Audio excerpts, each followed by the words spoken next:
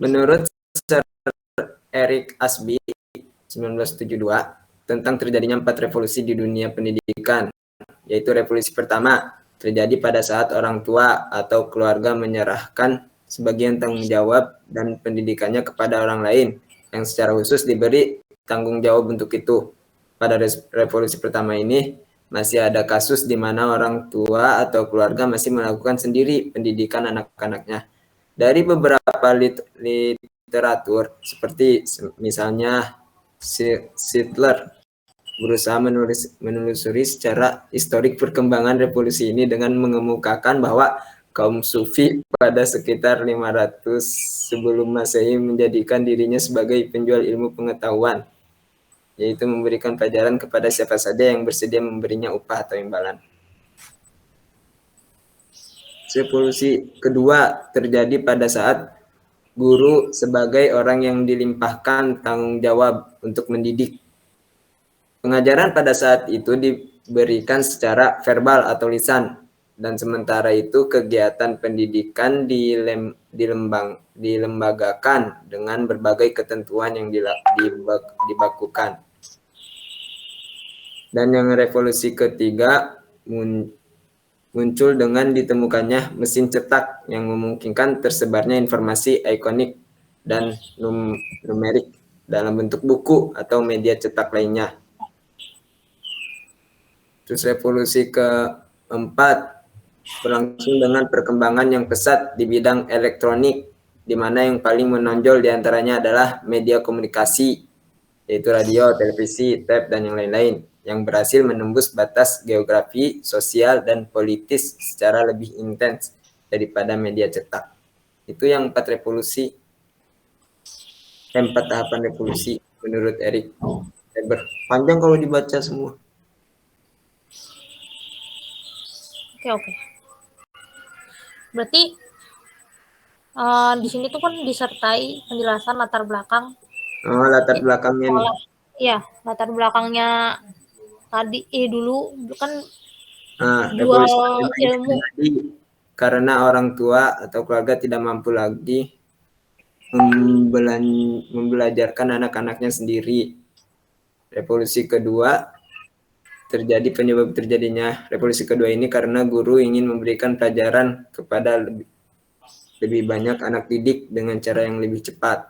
Kalau yang ketiga ini terjadi karena guru ingin mengajarkan lebih banyak lagi dan lebih cepat lagi, sementara itu kemampuan guru semakin terbatas, sehingga diperlukan penggunaan pengetahuan yang telah diramukan oleh orang lain. Yang keempat, mana tadi? Penyebab revolusi yang keempat adalah karena guru menyadari bahwa tidaklah mungkin bagi guru untuk memberikan semua ajaran yang diperlukan, dan karena itu yang lebih penting adalah mengajarkan kepada anak didik tentang bagaimana belajar. Ajaran selanjutnya akan diperoleh si pembelajar sepanjang usia hidupnya melalui berbagai sumber dan saluran. Gitu.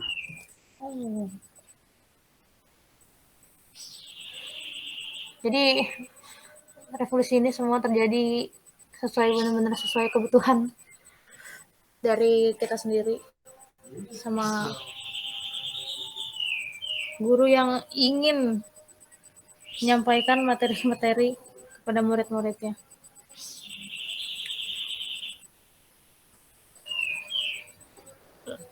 Ini di video ini.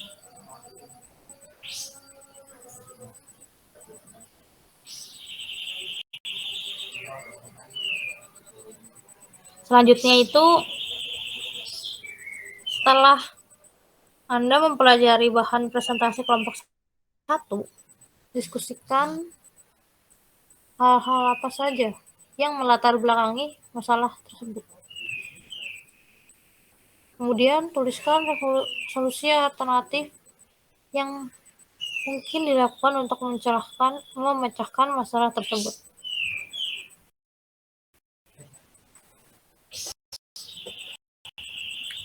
Mungkin masalah ini masalah yang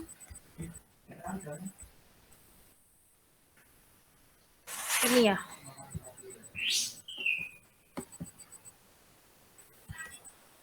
Ya kan nomor 2 itu maksudnya kenapa masalah-masalah ini terjadi kan ya?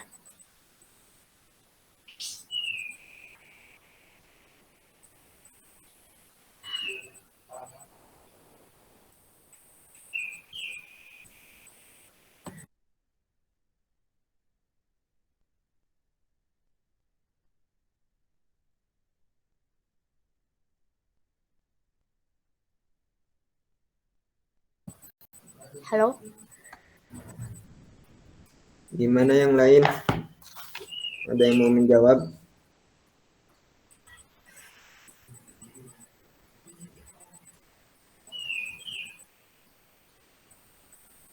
Udah langsung pembahasan yang kedua aja kali ya. Ini orang-orangnya masih ada nggak sih?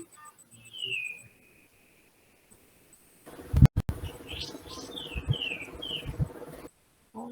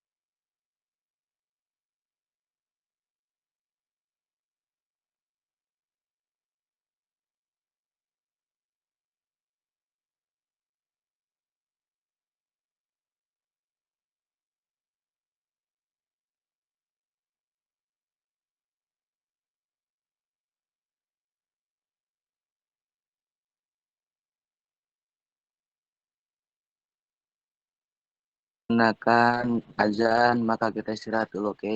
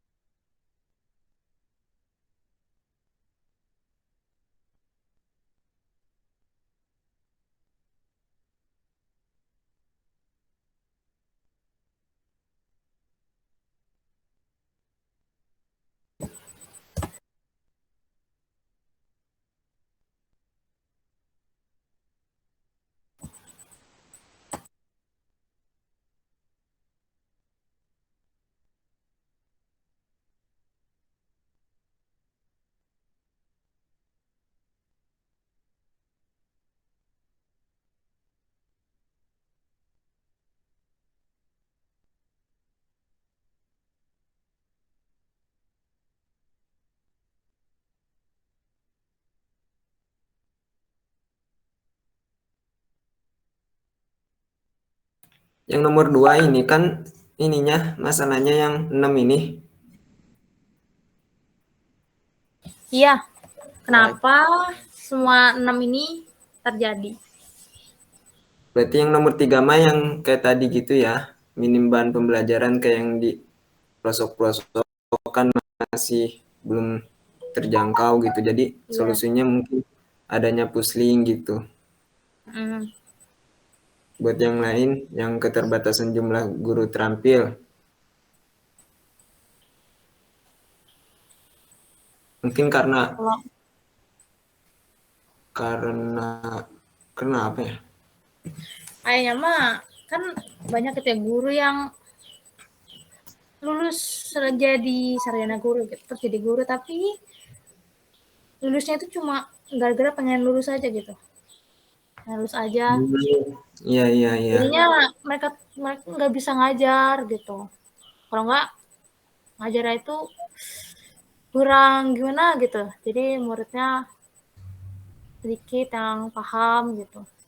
Oh, berarti Guru-guru banyak yang lulusan S1 lulus ijazah, unggul ijazah doang gitu ya. iya, oh, Cuman pengalaman ngajarnya masih kurang. iya, mungkin seperti itu. Hmm. Yang nomor dua, sarana dan prasarana tidak memadai.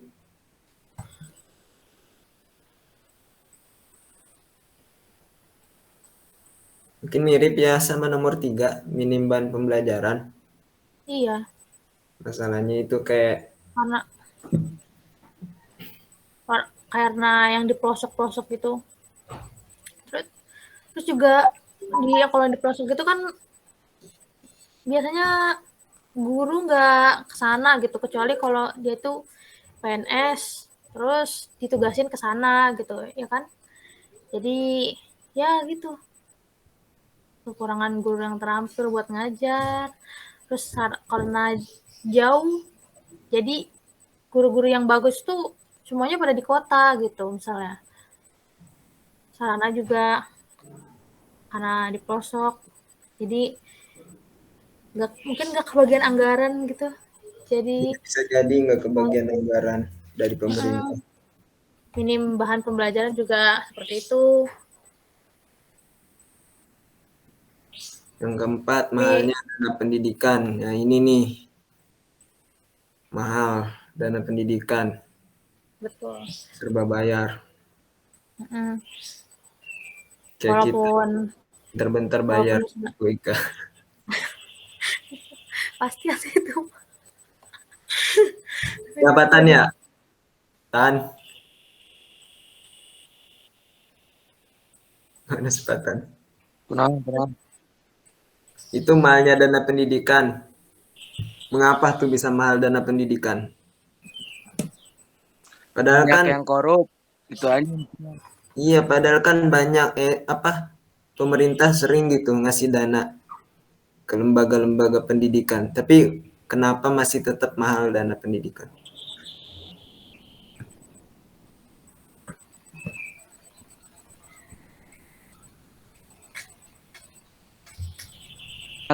Banyak ke alokasikannya yang salah. Jadi dikasih dana untuk pendidikan, malah dikasih ke yang lain dananya. Entah ke yang Betul, lain. betul itu. Harusnya Tapi saya dibelikan. kalau, kalau salah ngomong tuh udah ting ting ting tukang bakso saya ntar. Harusnya dibelikan komputer malah dijadiin buat ngecat Laptop. tembok gitu ya. Harusnya dipakai buat perpus malah dipakai buat motong rumput ya. Jadi perpusnya nggak jadi. Mm-mm. Jadi malah minta dana ke mahasiswa atau murid-murid gitu ya. Pendidikan rendah itu apa? Kenapa? Dan Kualitas solusinya. pendidikannya rendah. Ya balik lagi ke guru yang terampil cuma sedikit, sarana, terus minimnya bahan ajar juga mengaruhi kan waktu pendidikannya rendah. Hmm, Sama Indonesia itu kan berarti semuanya ini masih berhubungan. berhubungan ya Iya, dari sampai semuanya ini. masih berhubungan. Yang nomor 6 juga minoritas bagi kelompok difabel. Karena memang minoritas guru yang mau ngajar pun sedikit gitu ya. Iya, padahal Lembaga-lembaga yang menerima difabel pun masih sedikit ya. sedikit. Iya. Dan kadang yang Jadi sedikit itu tidak diutamakan. iya betul karena minoritas jadi dikesampingkan gitu. Sedikit. Yang lain gimana? Mau ada yang berpendapat?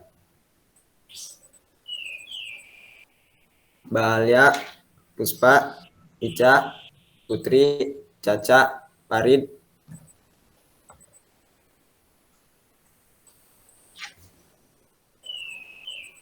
Jadi tuh kalau misalkan yang minoritas bagi kelompok difabel tuh, jadi tuh pembangunan sekolahnya tuh jadi kayak distandarin sama kayak orang pada umumnya kan.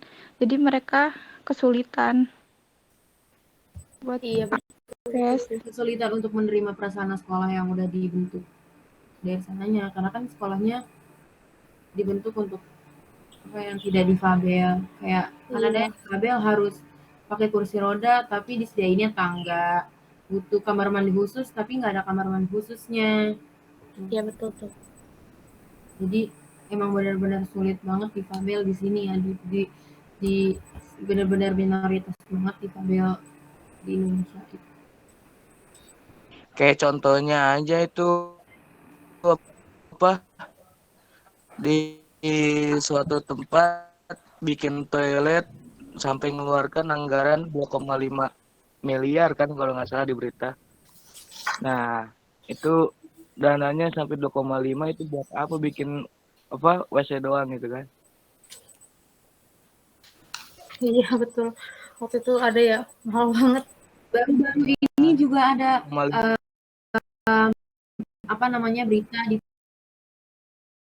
TV, kumpulan kepala sekolah. Ternyata selama ini kepala sekolahnya menerima dana dan sekolahnya itu nggak ada di catatan apanya, di catatan ininya, di catatan bahwa sekolah itu nggak, sekolah itu ada, padahal sekolahnya itu udah nggak ada, udah lama banget. Jadi selama ini kepala sekolahnya itu nerima uang. Oh, padahal sekolahnya udah tutup gitu. Iya, sekolahnya itu udah tutup udah lama banget. Tapi sampai kemarin kalau saya aku baca berita dia masih nerima dana bos ya bilangnya. Iya, dana bos. Sekolahnya nggak ada. Kepala sekolahnya nerima duit. Ke dompet. Baru ketahuan. Nah, terus kalau misalkan keterbatasan jumlah guru terampil, ini juga sebenarnya penyebaran guru-guru di ke pelosok-pelosok daerah 3T, tahu nggak sih daerah 3T? Terpencil, terpelosok, Nah, terjauh. itu juga jarang banget ya daerah guru-guru yang ke sana. Makanya kayak benar-benar pendidikan itu di sini kurang banget buat ke daerah 3T itu. Betul. Biasanya yang dapat tugas-tugas gitu kan. PNS biasanya kan guru-guru PNS gitu biasanya mereka dapat tugas gitu loh. PNS emang udah ada programnya. Iya.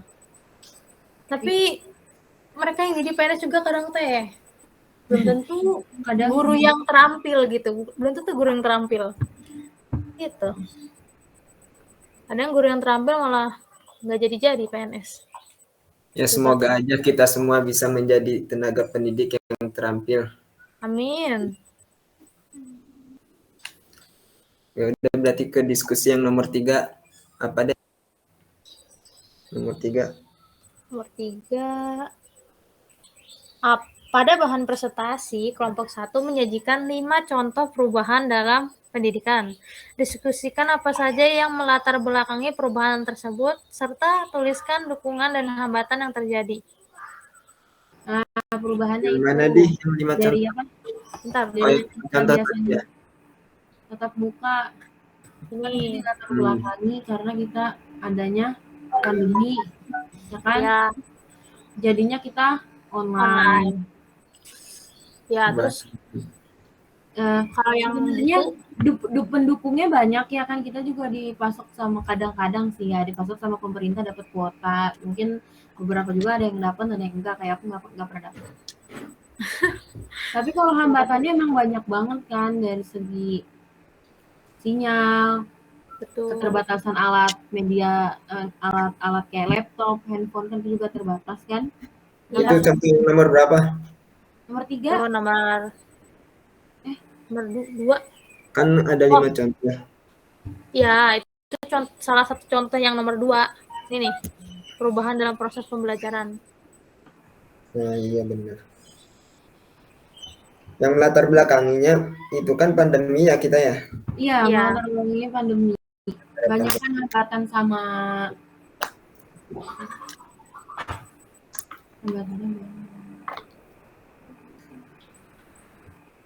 Dukungan ini teh dukungan teh kayak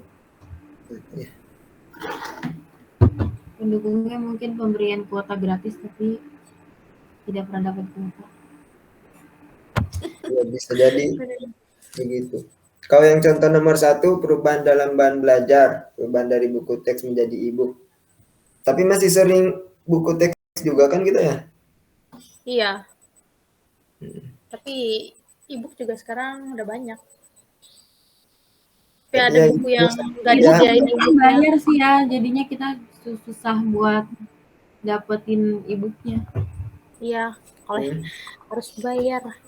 Jadi kebanyakan kita cari yang Belum ada yang harus bayar juga kan, Iya. lambatannya berarti.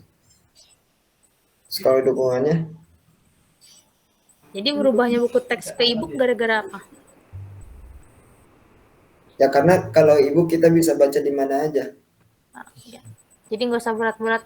ya bawa mudah buku juga gitu kan ya. buat ditemuin. Gampang, tinggal bawa HP aja bisa baca buku yang lain-lain, bisa ganti-ganti buku gitu. Iya betul. Setuju. Terus yang nomor 3, perubahan dalam sistem pengelolaan. Perubahan yang awalnya antri untuk mengurus dan melihat administrasi. Sekarang sudah dapat mengurusnya dengan fasilitas sistem informasi akademik online. Ya itu Hambatannya juga mungkin bagi orang tua yang gaptek, maksudnya yang nggak ngerti teknologi, Yang tulis nggak dan ngerti teknologi. jadi memang kebanyakan sudah kesulitan. iya betul. Kan emang harus Sebenarnya lebih mudah kali ya, lebih mudah terakses. Kita nggak perlu ke sekolahnya lagi, tinggal buka laptop, daftar, Tinggal selesai. buka, lihat, print langsung bayar gitu. Kalau untuk yang administratif Cuman nggak cuman sih, sebenarnya banyak. Tapi yang paling mencolok itu adalah orang tua yang kesulitan untuk mengaksesnya. Kan orang tua nggak mungkin sengerti kita juga. Iya. Iya, sama orang tua saya juga gaptek. Jadi Makanya bayarnya. Jadi ini berubah dari antri gitu. Jadi online gini. Kayak kita gara-gara apa tuh? Perubahannya Jadi mungkin itu kalau yang dari jauh kan kayak si Fahri kan bisa online bayarnya enak. Iya. Sebenarnya juga mulai dari pandemi ini jadi banyak gitu yang jadi online. Biar nggak usah ke Ya kampus. walaupun Fahrinya udah di Bogor gitu kan, orang tuanya masih di sono, bisa bayar dari sono orang tuanya langsung.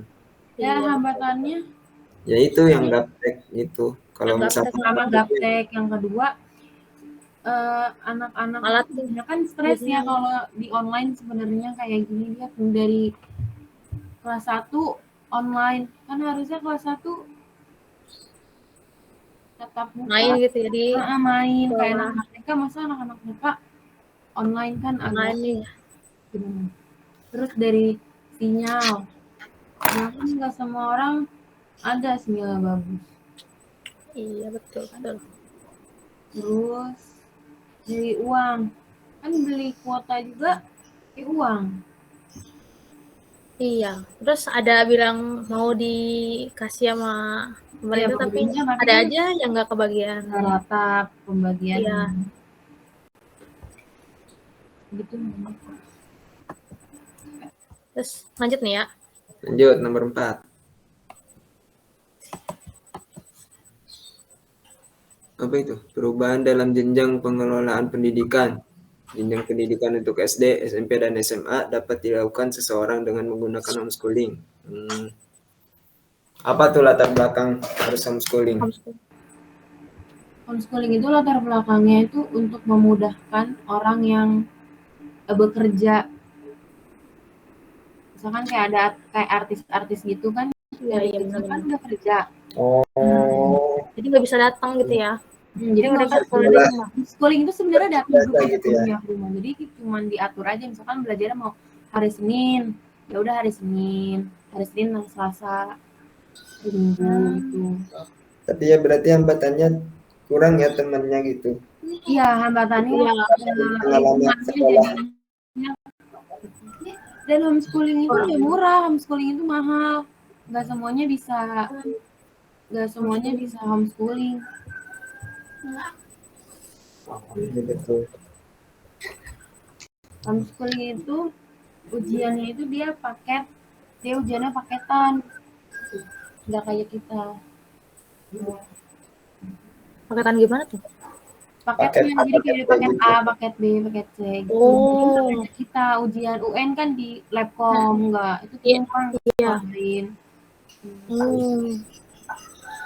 Yang terakhir, Perubahan mata pelajaran yang tadinya KTSP jadi kurikulum 2013.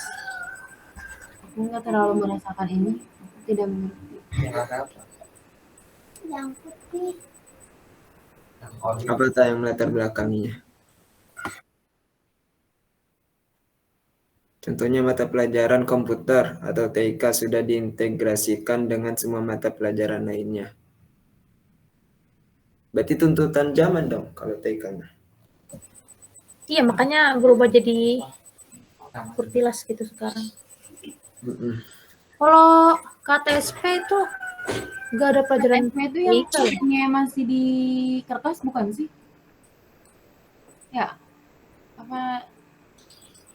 Gimana? Kalau nggak salah kurtilas juga masih deh dulu. Masih ya? Awal-awal sih. Mungkin ini Sekarang mungkin lebih ringkas mungkin kurtilas coba.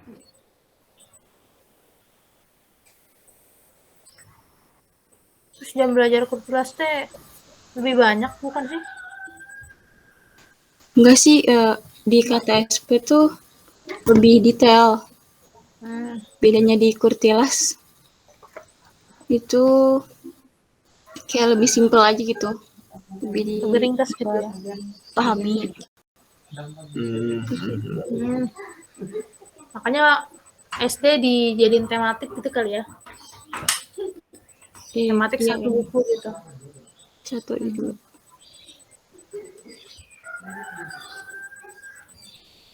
Terus berubah ini berubah dari KTSP ke kurikulum 2013 ini ke kurtilas. Berarti karena perkembangan zaman. Bisa jadi. Dan juga emang harus dikembangkan kan kurikulum tuh. Nggak boleh KTSP terus. Nggak boleh 2013 terus. Harus dikembangkan. Biar semuanya juga berkembang. Generasi-generasinya. Biar maju Indonesia. Iya. Lalu Berarti nih. Udah nih. Udah ya. Nanti tinggal disusun di Word ya? Iya, tinggal susun di Word. Siapa yang mau nyusun? Biasanya Alia yang jago nyusun. Puspa kan saya jago. Yang bisa aja bisa sekalian. Itu si Ica dan tadi kan ini nggak ngapa-ngapain. Gak jelas tuh. Farid direkam kan? Iya. Dari tadi direkam? Iya. Nah itu yang mau nyusun berarti bantuin tuh. Kan? Yang mau nyusun silakan berhubungan dengan Farid. Kalau enggak videonya kan panjang kan ini ya? Ya. Diupload dulu gitu. Habis itu nanti biar bisa nonton, nanti bagi-bagi gitu tugasnya, ngerangkumnya. Gimana? Kita bikin inti-intinya. Sebenarnya kalau Farid mau sodakoh itu Farid tinggal susun. Betul itu. Boleh. Yuk Farid semangat. Insya Allah sudah. Tapi Faridnya diem aja nih. Memperlancar rezeki juga. Betul Patan itu. Rezeki, jodoh semuanya dilancarin pokoknya. Mantap pokoknya. Intinya. Jawabannya aja. Dari nomor 1 apa jawabannya nomor 2? Jawaban yang tadi. Itu aja. Terus yang individu itu yang ngumpulin apa? Resume. Resume Ya, apa? resume yang ini. Ini juga Masing-masing. masing-masing kan ya laporannya? Ya kalau semuanya sih masing-masing ya. Satu-satu. Enggak, Masing-masing bagiannya dialami kelompok satu-satu. sendiri. Farid, tutup dulu aja, tutup biar direkamnya udah tutup. Tutup nih.